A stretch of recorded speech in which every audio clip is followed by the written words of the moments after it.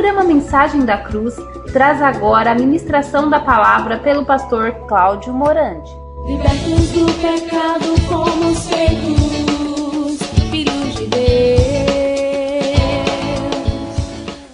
Queridos, que privilégio mais uma vez poder desfrutar dessa liberdade que o nosso Pai Celestial nos dá para meditarmos na sua palavra. Hoje eu quero falar um pouquinho sobre o dilúvio, né? O dilúvio lá do dilúvio de Noé, nós poderíamos assim chamar. Então vamos abrir nossas Bíblias em nome do Senhor Jesus Cristo, em Gênesis, capítulo 6.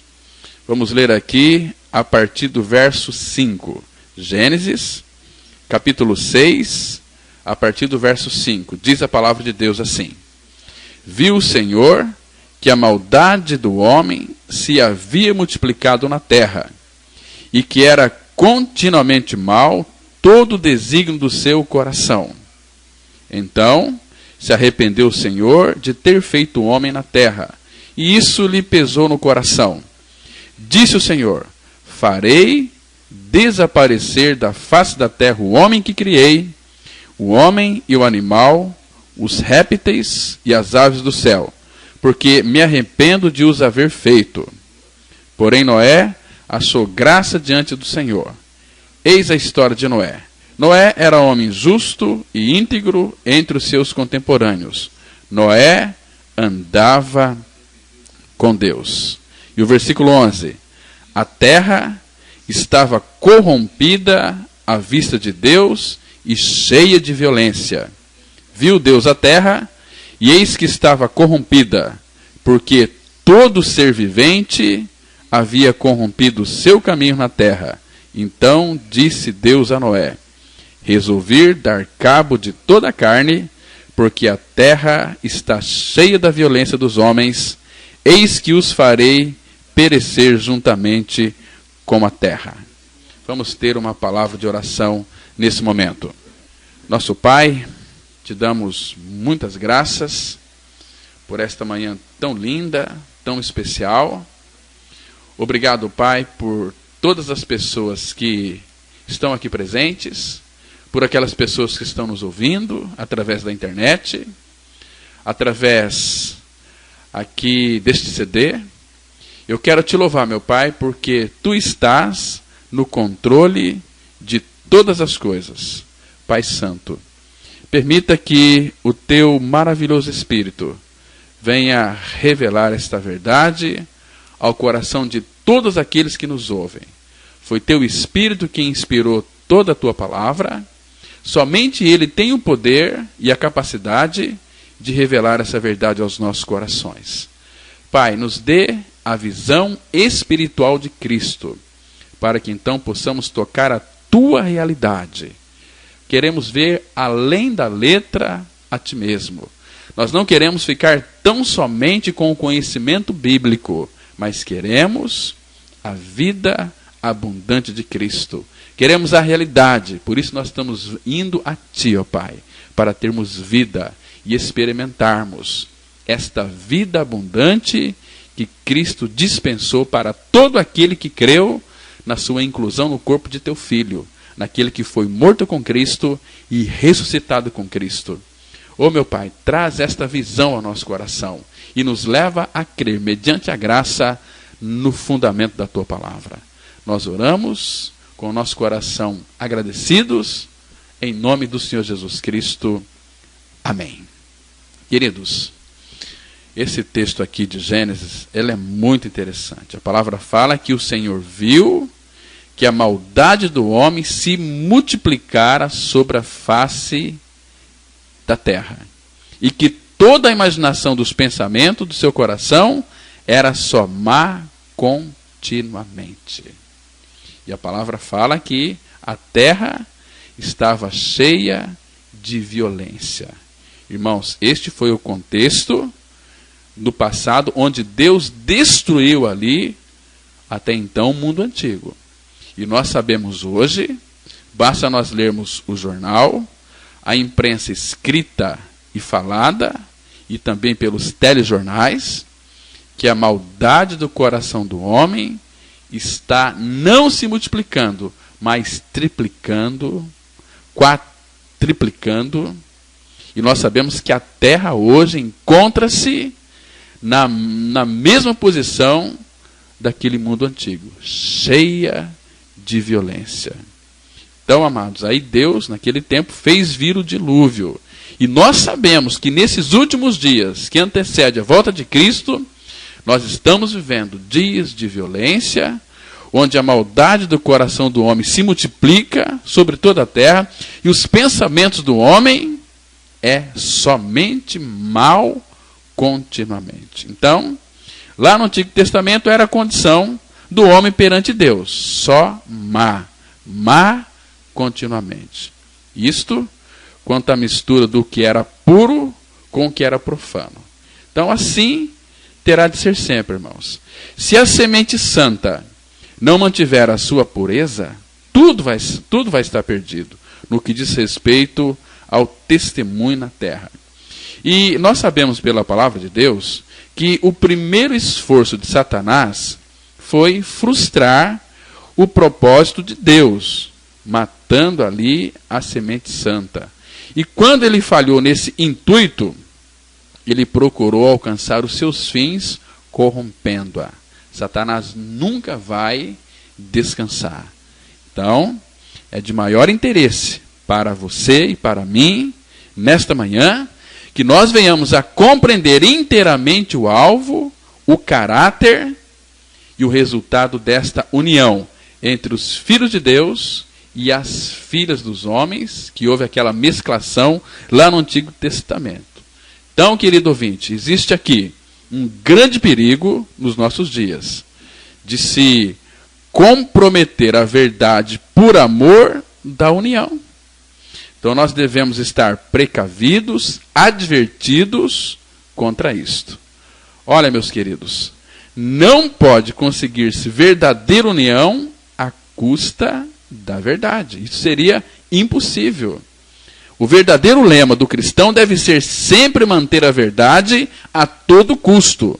Porque se a união puder ser conseguida deste modo, tanto melhor, mas deve manter-se sempre a verdade. Porque aquele princípio da conveniência, pelo contrário, deve ser assim denunciado. Promover a união a todo preço. Agora, se a verdade puder ser também mantida, tanto melhor, mas promova-se a união. E este último princípio ele só poderá ser conseguido à custa de tudo quanto é divino no caminho do testemunho. Irmãos, não pode haver, evidentemente, verdadeiro testemunho onde a verdade é perdida.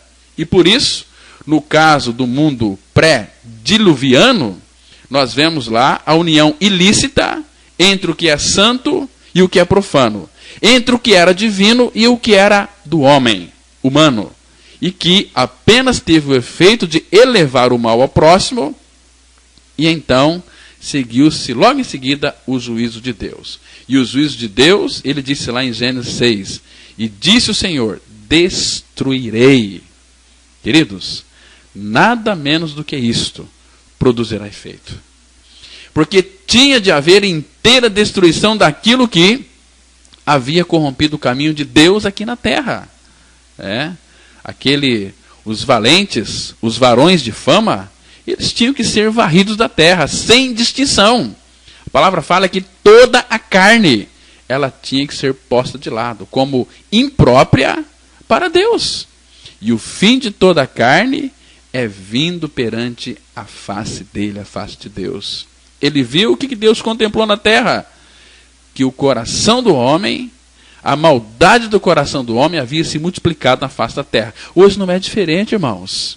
Não é diferente. E que a terra estava cheia de violência. Irmãos, não era apenas ali o fim de alguma carne, não.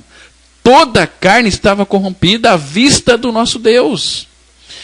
Toda era irremediavelmente má e havia sido experimentada e fora achada em falta. E o Senhor anuncia o seu remédio a Noé nessas palavras que nós já lemos. faze para ti uma arca de madeira. Faze para ti uma arca de madeira de gofer, né?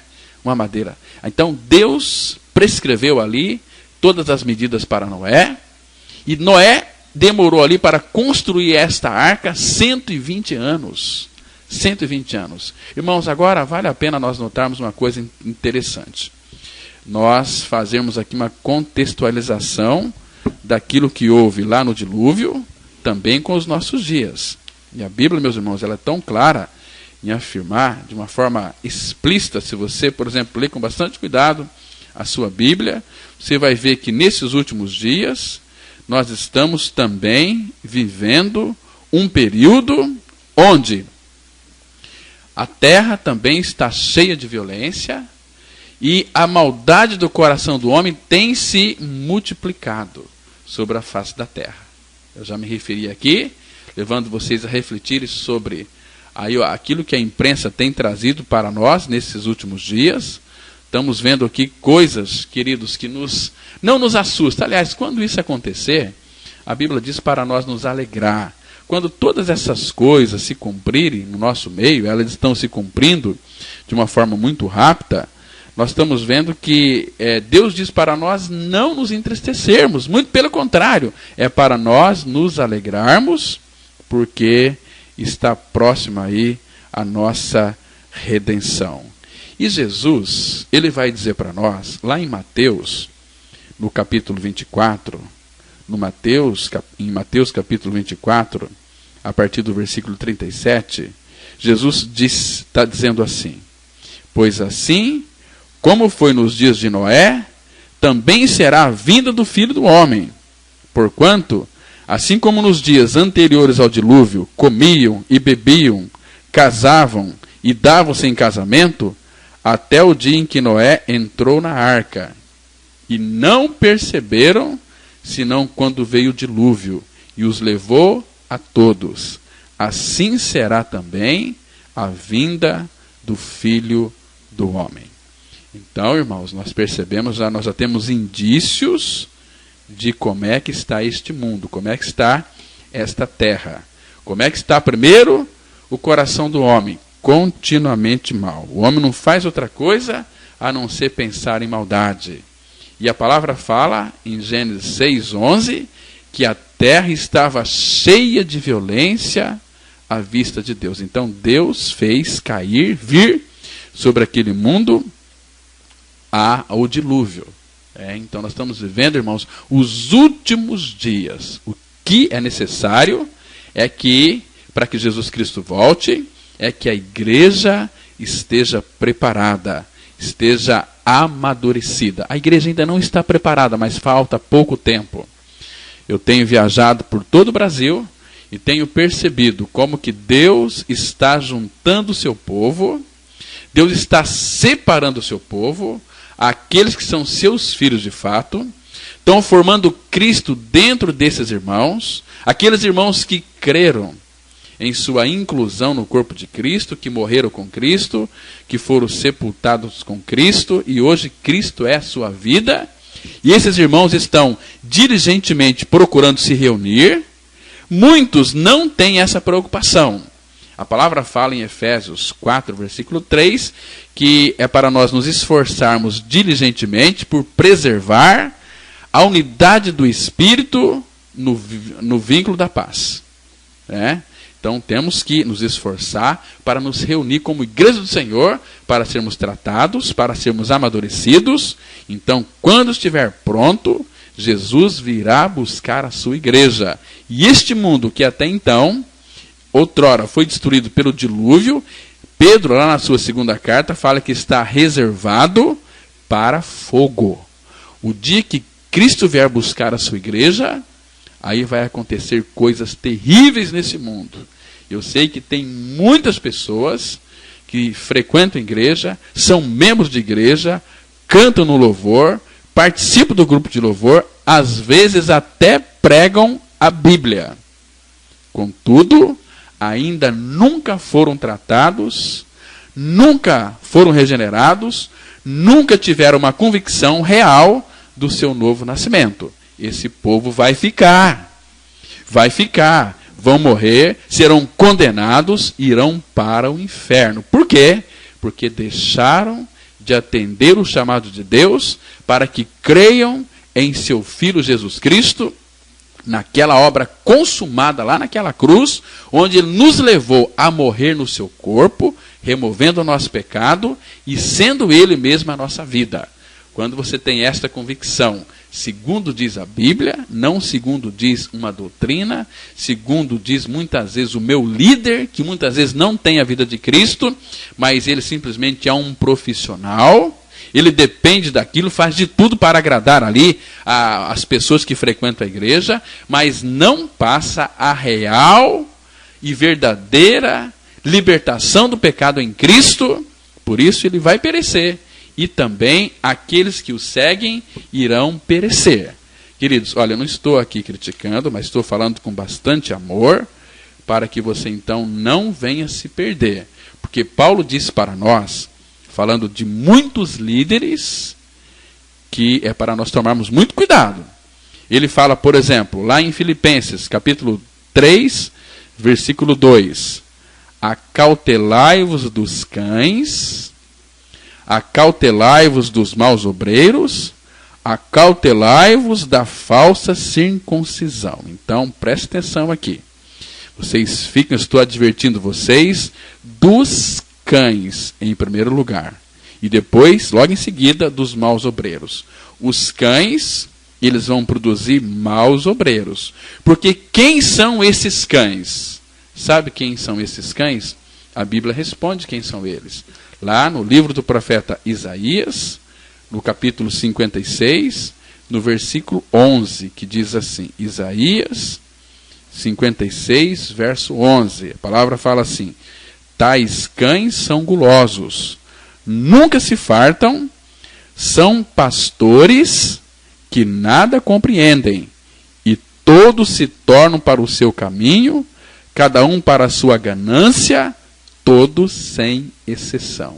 Quem são esses cães que Paulo fala em Filipenses 3:2? Para nós ficarmos advertidos, acautelados dele, acautelai-vos dos cães e dos maus obreiros. Se o líder é um cão, é um pastor guloso, que nunca se farta, que nada compreende, então, e todos vai para o seu caminho. Então, logicamente, se o pastor é ali um homem que não conhece a verdade, às vezes ele tem conhecimento da verdade, mas não tem a verdade como realidade espiritual, os seus obreiros também serão maus obreiros, porque aprenderam de um que a Bíblia diz é cão. E Paulo fala, cuidado com os cães. Acautelai-vos desses cães, porque esses cães são gulosos, nunca se fartam. A Bíblia diz em Isaías 56:11 que eles são pastores que nada compreendem, todos se tornam para o seu caminho.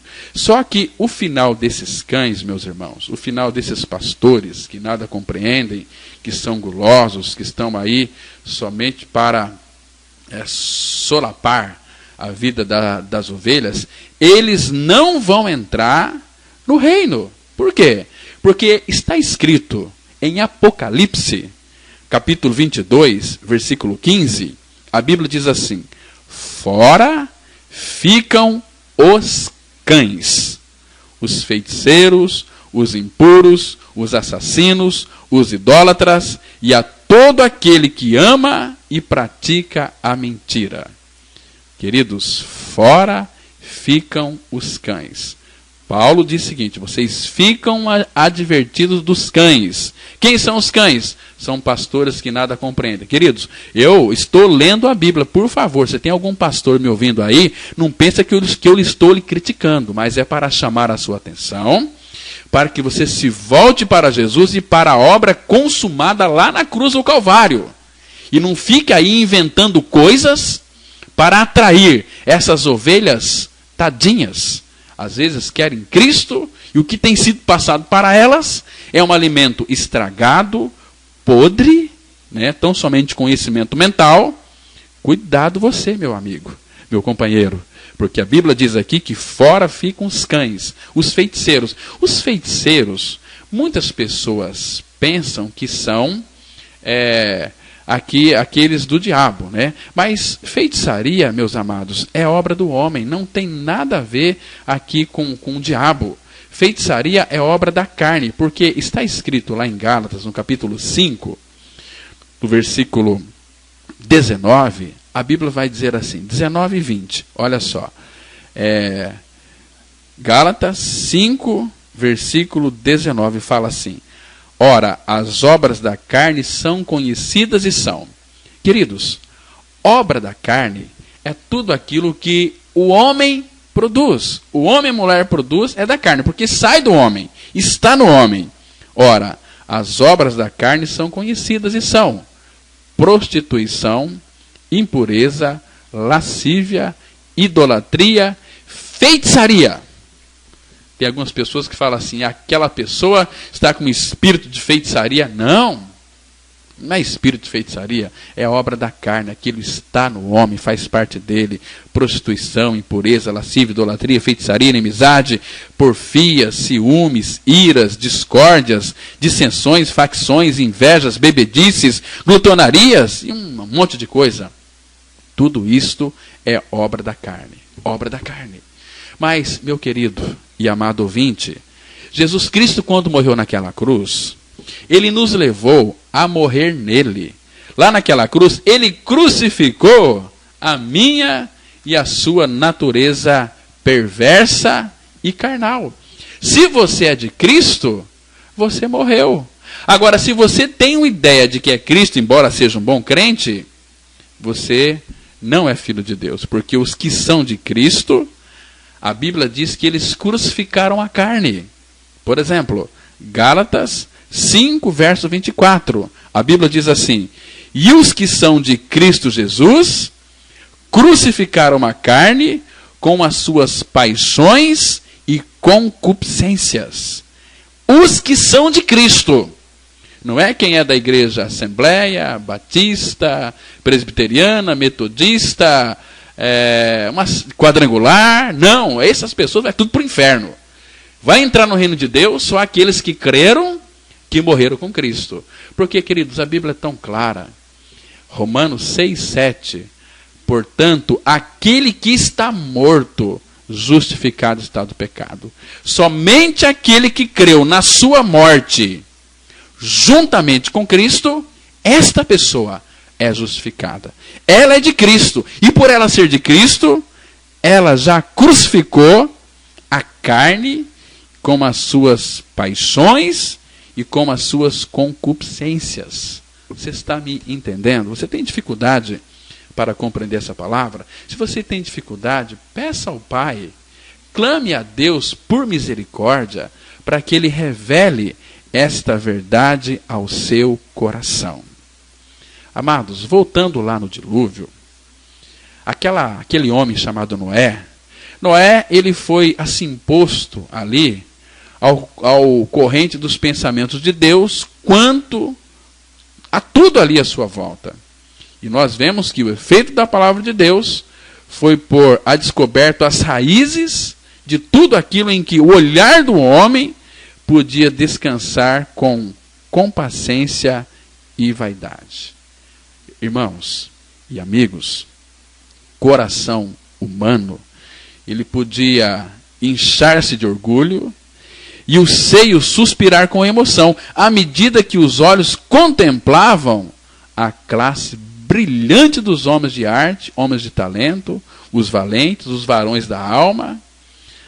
Na época, ela tinha aquelas músicas, aquelas harpas, né? E o som da harpa e do órgão pedia comoção à alma, enquanto que, ao mesmo tempo, a terra era cultivada e as necessidades do homem ali eram supridas de forma a contradizer todo o pensamento acerca do juízo que se aproximava. Mas, meus irmãos, aquelas palavras de Deus, destruirei. Irmãos, que obscuridade sombria lançava sobre aquela cena fulgurante. Não poderia ali o gênio do homem inventar um meio de salvação? Não podiam os valentes daquela época libertar-se pela sua muita força? Ah, não. Havia um meio de escapar. Porém, tinha sido revelado a fé. Não a vista, não a razão, nem a imaginação. Hoje as pessoas querem se salvar pela emoção, achando que por participar de um culto, elas choram, esperneiam, caem e ficam ali se estribuchando, achando que isso aí é de Deus, que é obra do Espírito. Não é. O Espírito Santo não faz bagunça. Irmãos, a palavra fala aqui, lá em Hebreus, capítulo 11, versículo 7, que pela fé Noé, divinamente avisado das coisas que ainda não se viam, temeu. E para a salvação da sua família, ele preparou a arca. A arca é uma figura de Cristo, e pela qual Deus condenou o mundo, e foi feito Noé, herdeiro da justiça, que é segundo a fé. Irmãos, a palavra de Deus faz com que a sua luz, a luz de Deus, brilhe sobre tudo aquilo, porque o coração humano é enganado. Você é enganado porque você quer ser enganado. Você tem ouvido, você tem acompanhado este programa todos os dias. Temos aqui pregado a verdade. E você não toma uma decisão na sua vida. Você está muito confortado numa área de conforto, numa zona de conforto. Muito cuidado, não se iluda, não brinque com a sua alma. Ela é eterna. E o último lugar que Deus quer que você vá passar é no inferno. Mas se você deixar de crer em Jesus Cristo, meu amigo, você nunca verá a alva. Você está indo para o inferno. E Deus tem um chamado especial para você, porque você está ouvindo essa palavra. Você precisava ouvir essa mensagem de hoje, meu querido, para que os teus olhos sejam abertos, para que então você possa vir a crer em Cristo crucificado. Então, meus irmãos, o coração do homem sempre foi enganado, por homens, mulheres, por todo tipo de religião. Mas, amado, a fé, ela só é governada pela palavra pura de Deus. Inestimável tesouro neste mundo sombrio é a palavra de Deus. E quando nós cremos nessa palavra, esta fé nos governa. Então, isto dá estabilidade. Sejam quais foram as aparências exteriores, irmãos, vocês se lembram que quando Deus falou a Noé do julgamento pendente, não havia sintoma dele. Fazia parte das coisas que não se viam. Mas a palavra de Deus, ela tornou uma realidade presente ali para o coração que era capaz de juntar essa palavra com a fé. E a fé não precisa ter uma coisa antes de crer, porque a fé, Romanos 10, 17, a palavra fala que a fé vem pelo ouvir, e o ouvir pela palavra de Deus. Então eu quero falar com você nesta manhã, dizendo que tudo que você precisa de fé, precisa saber é que Deus tem falado. Isto dá para o seu coração perfeita certeza à sua alma, meu amado ouvinte. Lembra? Todas as vezes que você for ler o Antigo Testamento, você vai encontrar essas palavras assim. Assim diz o Senhor. Assim diz o Senhor, resolve tudo, irmãos. Uma simples linha ali da Sagrada Escritura é resposta abundante para toda a argumentação e todas as fantasias da mente humana. E quando se tem a verdade da palavra de Deus como base das convicções, pode-se aguentar calmamente a maré cheia de opiniões e dos preconceitos humanos.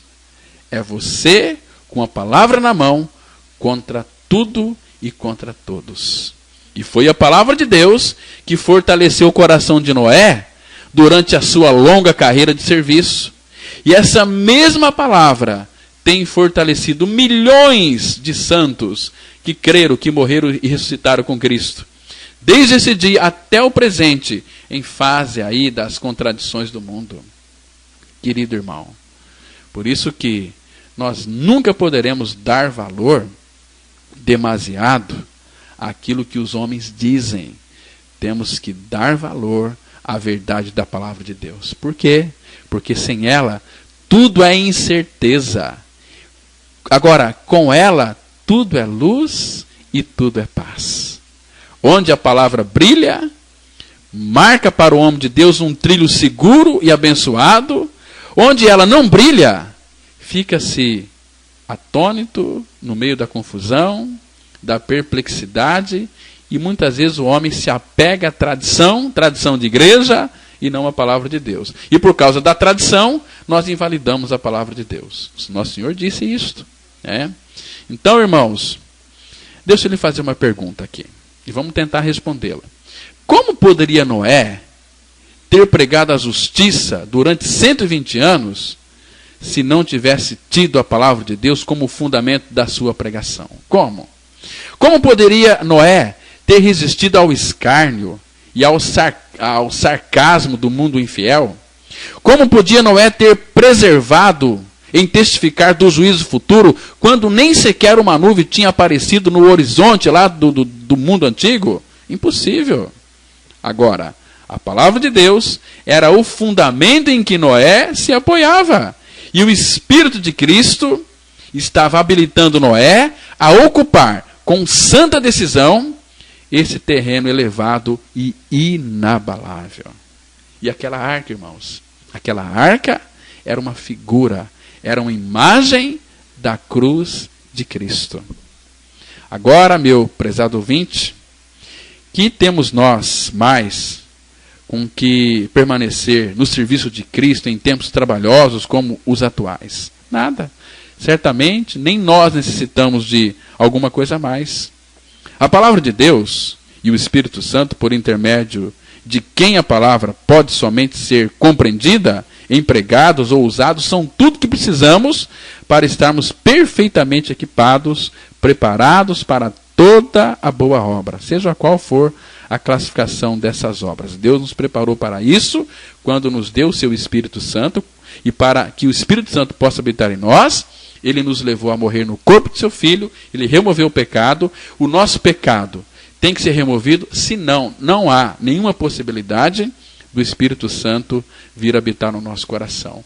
Para que o Espírito Santo, que é santo, possa habitar em nós, primeiro, temos que crer que lá naquela cruz, o Cordeiro de Deus tirou o nosso pecado.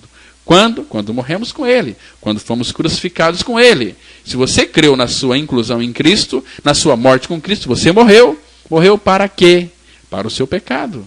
Nós morremos para o pecado, mas vivemos para Deus. Então, quando cremos neste fato, o Espírito Santo vem habitar em nós, queridos. E quando cremos nesse fato, que descanso para o nosso coração. Que alívio para todas as fantasias de Satanás e as quimeras humanas. Queridos, amados ouvintes, a palavra de Deus, pura, incorruptível e eterna, ela é eterna. Irmãos, que os nossos corações o adorem pelo tesouro inestimável. Toda a imaginação dos pensamentos do coração do homem, naquela época, era só má continuamente. Porém, a palavra de Deus era o lugar simples de descanso para o coração ali de Noé. E aí Deus disse para Noé: o fim de toda a carne é vindo perante a minha face. Aí Deus disse para Noé: Noé, faze para ti uma arca de madeira. Então, irmãos, aqui estava a ruína do homem e o remédio de Deus. O homem tinha sido autorizado a prosseguir na sua carreira até o máximo limite, até que os seus princípios e caminhos atingiram a maturidade. O fermento tinha levedado ali a massa daquele povo. O mal havia atingido ali o seu auge, porque a palavra fala que toda a carne se tinha tornado tão má que já não podia ser pior. Pelo que nada restava senão Deus destruí-la totalmente. E ao mesmo tempo, salvar aqueles que foram achados segundo os seus desígnios eternos, ligados ali com o oitavo homem, o único justo que então existia, que era Noé. E hoje, meus irmãos, não é diferente. Não é diferente. Jesus disse que assim como foi nos dias de Noé, será nos dias do Filho do Homem.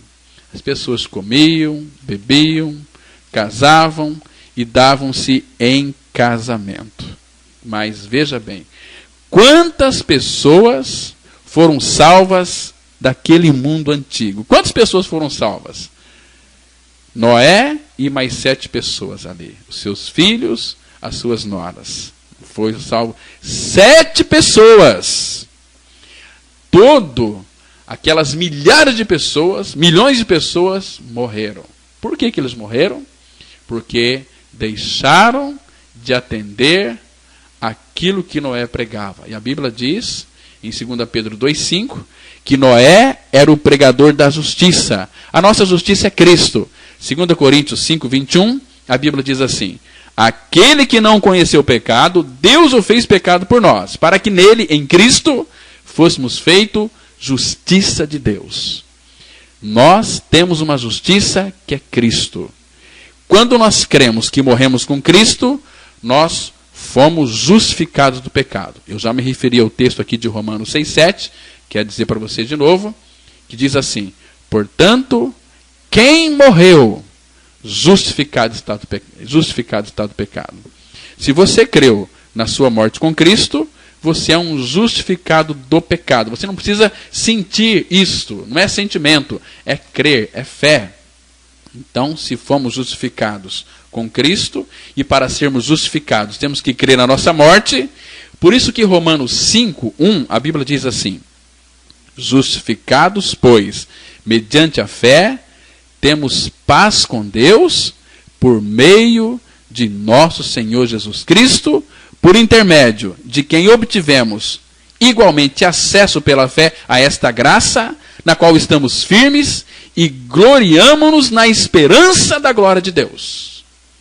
Justificados, pois, mediante a fé, temos paz com Deus. E foi pelo sangue da sua cruz que ele fez a paz. Então, naquele mundo antigo, quando veio o dilúvio, quando Deus destruiu o mundo antigo, aquelas pessoas que tinham seus corações má continuamente, foram salvas 8 pessoas, meus irmãos. E hoje, será que é diferente? Será que vai ser salva multidões de pessoas? Claro que não. Essas multidões que vemos em todas as igrejas, se tiver ali uma pessoa salva, tem gente demais. Porque Jesus disse lá em Lucas, capítulo 12, versículo 32, ele disse assim: não temais, ó pequenino rebanho, porque vosso Pai se agradou em dar-vos o reino. Aqui não está falando de multidões. Não temais, ó pequenino rebanho. Por quê? Porque todo mundo é crente. Mas a maioria que se dizem crentes não são filhos de Deus. Por quê? Porque nunca creram que morreram com Cristo. E se não passar por Jesus Cristo, por essa porta, Ele é o caminho, Ele é a verdade, Ele é a vida, e ninguém vai ao Pai senão por Ele, disse o nosso Senhor em João 14, verso 6. Querido ouvinte, não perca mais tempo. Por que você tem dificuldade em crer nessa verdade de que você está crucificado com Cristo? Quando você crê neste fato, esta verdade, se for real em sua vida, real como que, sendo tu um crucificado, crendo que você foi crucificado, você morreu. E pelo fato de você ter morrido, quem vive agora não é mais você, é Cristo que vive a sua vida em você. Aí você fará parte daqueles que serão admitidos no reino. Ah, meu irmão, isso aqui mostra-nos, aquelas águas do juízo, mostra para nós a doutrina da cruz de um modo intenso. Por quê? Porque nós vemos ali, imediatamente, o juízo de Deus, abrangendo ali na sua sentença, a natureza e o seu pecado, e ao mesmo tempo, a revelação da sua graça salvadora, em toda ali a sua amplitude, e adaptação perfeita àqueles que, segundo o juízo de Deus, têm chegado ao ponto mais baixo da sua condição moral. Lembra lá em Lucas 1,78? Com que o Oriente do Alto nos visitou. Onde? Precisamente onde nós estamos, como pecadores. Deus, o nosso Pai Celestial, Ele desceu até as profundezas da nossa ruína. Irmãos, não existe um ponto em todo o estado do pecador onde a luz desse bendito sol do Oriente, que é o Cristo, do alto, não tenha penetrado. Mas, se assim tem penetrado, deve, em virtude do que ele é, revelar o nosso verdadeiro caráter. Porque a luz, ela deve julgar todas as coisas que lhe são postas. Mas, ao mesmo tempo que o faz, dá também conhecimento da salvação na remissão de pecados. Por isso que a cruz, ao mesmo tempo que revela o juízo de Deus contra toda a carne, ela mostra a sua salvação para o pecador perdido e culpado. Amados, o pecado é perfeitamente julgado, o pecador perfeitamente salvo, e Deus perfeitamente revelado e inteiramente glorificado na cruz. É por isso que o apóstolo Paulo não tinha outra glória a não ser se gloriar na cruz de Cristo. Em Gálatas, no capítulo 6, versículo 14, o apóstolo Paulo, ele dá um grito tão precioso. Abra lá, por favor, em Gálatas, capítulo 6, verso 14, vamos ler esse texto que diz assim. Paulo está dizendo: mas longe esteja de mim gloriar-me, senão na cruz de nosso Senhor Jesus Cristo, pela qual o mundo está crucificado para mim e eu para o mundo. Está vendo, irmãos? Paulo tinha uma glória. A glória de Paulo era na cruz do nosso Senhor Jesus Cristo. Por quê? Porque o mundo estava crucificado para ele e ele para o mundo. O que isso significa? Que o mundo tinha morrido por ele, mas Paulo também tinha morrido para o mundo. Então não tem mais nenhuma possibilidade de haver aí o regenerado, um filho de Deus, ter comunhão com este mundo mais. Por quê? Porque nós morremos para o mundo. Não tem mais possibilidade. Este mundo já não me atrai mais. Por quê? Eu morri para o mundo. Deus já me julgou lá naquela cruz em Cristo. Por isso que hoje, quando eu creio no Senhor, quando eu creio que eu estou morto para o mundo e o mundo está morto para mim, nenhuma condenação há para os que estão em Cristo Jesus. Ah, meus irmãos, se você que me escuta nesta manhã, se você consultar aí por um momento a primeira epístola de Pedro, você vai encontrar ali muita luz lançada sobre este assunto.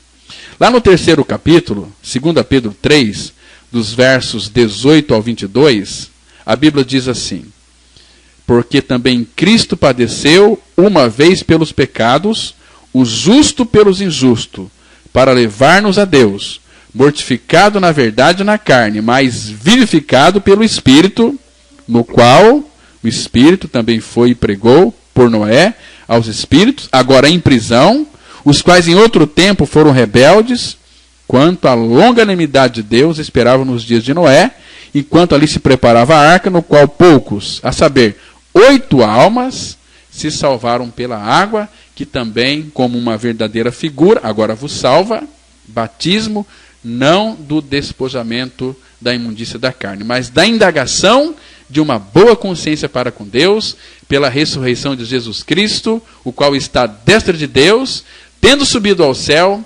havendo-se-lhe sujeitado os anjos e as autoridades e os poderes. 2 Pedro 3, 18 a 22. Então, amados, esta passagem aqui ela é muito importante. Por quê? Porque ela coloca a doutrina da arca e a sua ligação com a morte de Cristo claramente perante nós.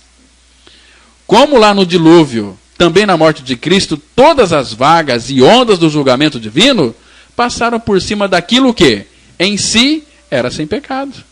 A criação foi sepultada debaixo do dilúvio da justa ira do Senhor.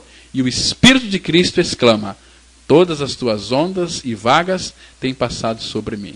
Irmãos, batismo nas águas não traz salvação para ninguém. Que se trouxesse, aquele povo lá, todos eles foram mergulhados na água do dilúvio e ninguém foi salvo. Foram salvos aqueles que estavam na arca. E a arca é uma figura de Cristo. Se alguém está em Cristo, é uma nova criatura. as coisas velhas já passaram, eis que tudo se fez novo. Está vendo aqui a figura, irmãos? As coisas velhas, aquele mundo antigo que era corrompido, cheio de violência, acabou, morreram, não existe mais. Mas Noé, que andava com Deus, era justo aos olhos de Deus, Deus o colocou na arca, e a sua família, e todos os animais ali. Não colocou peixes, porque peixe ficava na água, não tem nenhum problema, né? Mas aqui está, meus irmãos, uma verdade profunda para o meu, para o seu coração e para a nossa consciência. Todas as ondas e vagas de Deus, elas passaram sobre a imaculada pessoa do Senhor Jesus, quando ele foi crucificado naquela cruz. E como bendita consequência, nenhuma delas ficou para passar sobre a minha e a sua pessoa. Lá no Calvário, vemos, em boa verdade, romperem-se todas as fontes do grande abismo e as janelas do céu abrirem-se. Abrirem-se. Que lindo, meus irmãos. Quando cremos nessa verdade da sua palavra, nessa palavra verdadeira, de que fomos mortos com Cristo. Cristo é a nossa vida. Sabe o que acontece? As janelas do céu se abrem para nós. Porque quando Noé estava na arca, tinha uma janela. A janela foi posta em cima. Eles só podiam olhar para cima e não para baixo. Hoje, tem muitos crentes olhando para baixo, olhando para os montes. Mas não é do monte que vem o nosso socorro. A palavra no Salmo 121 fala assim: elevo os meus olhos para os montes.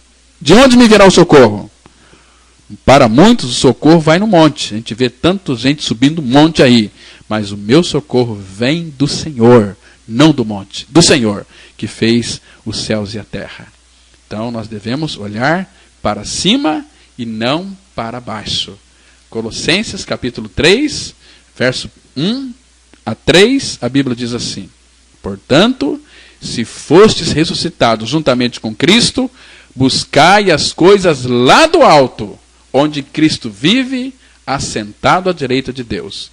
Pensai nas coisas lá do alto, não nas que são aqui da terra, porque morrestes, e a vossa vida está oculta juntamente com Cristo em Deus. Buscai as coisas lá do alto. Por quê? Porque toda boa dádiva, todo dom perfeito são lá do alto, descendo do Pai das luzes, onde não há mudança, nem sombra de variação. Ó, meus irmãos, na cruz em Cristo, o pecador morreu. Pela ressurreição, ele renasceu. Cristo é a sua vida. Já estou crucificado com Cristo e vivo não mais eu, mas Cristo vive em mim. Amém? Olha, que Deus te abençoe, que Deus revele esta profunda verdade ao seu coração. Tenha todos vocês um ótimo dia. Fiquem guardados no nome do Pai, graça e paz.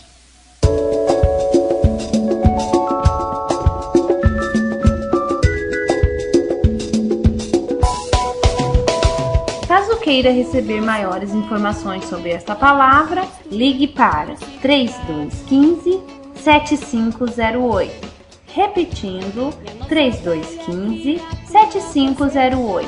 Ou participe de uma das nossas reuniões. Teremos o maior prazer em recebê-los em nossos encontros. Andemos, pois, em novidade de vida.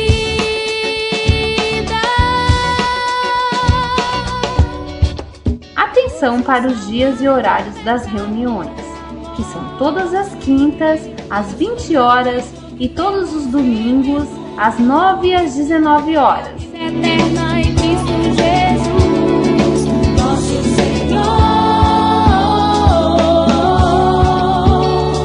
A Igreja Batista Palavra da Cruz está situada com um templo na rua Jequitibá 244, na Vila Ideal, próximo ao estádio do Teixeirão. Em Cristo Jesus, nosso Senhor.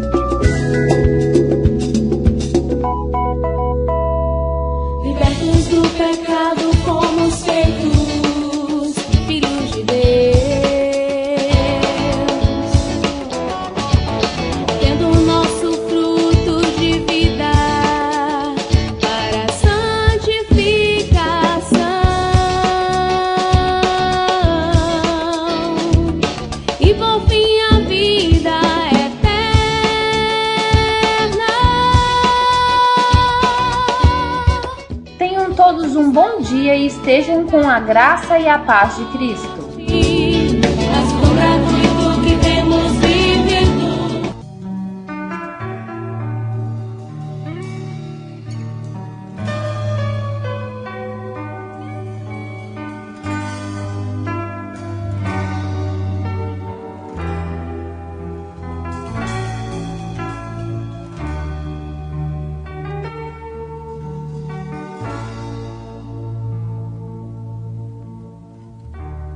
Deus de luz, cria em mim um reflexo do teu ser,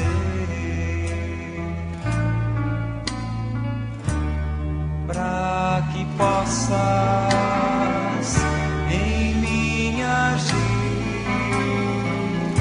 em mim brilhar por